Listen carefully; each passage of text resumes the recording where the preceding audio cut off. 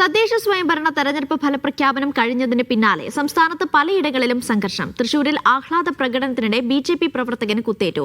കണ്ണൂരിൽ വടിവാളുമായി ആക്രമണം നടത്തിയ സംഭവത്തിൽ 5 പേർ പിടിയിലായി. കോഴിക്കോട് ഫറോക്കിൽ സിപിഎം നേതാവിന്റെ കൊലവിളി പ്രസംഗവും മലപ്പുറത്ത് സിപിഎം നേതാവിന്റെ സ്ത്രീവിരുദ്ധ പ്രസംഗവും വിവാദമായി. കോഴിക്കോട് ഫറോക്ക് മുനിസിപ്പാലിറ്റി 39-ാം വാർഡിൽ മുസ്ലിം ലീഗിന്റെ വിജയാഹ്ലാദ പ്രകടനത്തിനിടെ പടക്കം പൊട്ടിച്ചതുമായി ബന്ധപ്പെട്ട് സംഘർഷമുണ്ടായിരുന്നു. ഇതിൽ പ്രതിഷേധിച്ച് സിപിഎം നടത്തിയ പ്രകടനത്തിനിടെയാണ് സിപിഎം ബേപ്പൂർ ഏരിയ കമ്മിറ്റി അംഗം സമീഷിന്റെയും മറ്റ് നേതാക്കളുടെയും പ്രകോപനപരമായ പ്രസംഗം.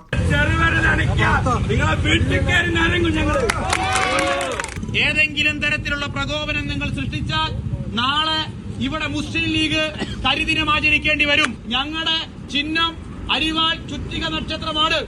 ഞങ്ങൾക്ക് അരിവാള് കൊണ്ടും ചില പരിപാടി അറിയാം. മലപ്പുറം മൂർക്കനാട് പഞ്ചായത്ത് 16-ാം വാർഡിൽ കോൺഗ്രസ് നേതാവിന്റെ വീടിന് മുന്നിൽ LDF പ്രവർത്തകർ കൊലവിളി മുദ്രാവാക്യം വിളിച്ചു. വാർഡിൽ UDF സ്ഥാനാർത്ഥിക്ക് വേണ്ടി പ്രവർത്തിച്ച കോൺഗ്രസ് ജനറൽ സെക്രട്ടറി KP ചെള്ളി കിഴക്കേക്കരക്കെതിരെയായിരുന്നു മുദ്രാവാക്യം.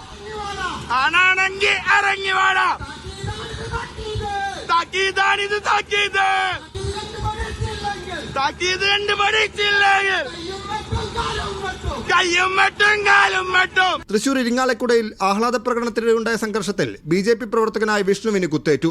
DYFI പ്രവർത്തകരാണ് ആക്രമണത്തിന് പിന്നിലെന്നാണ് BJP ആരോപണം.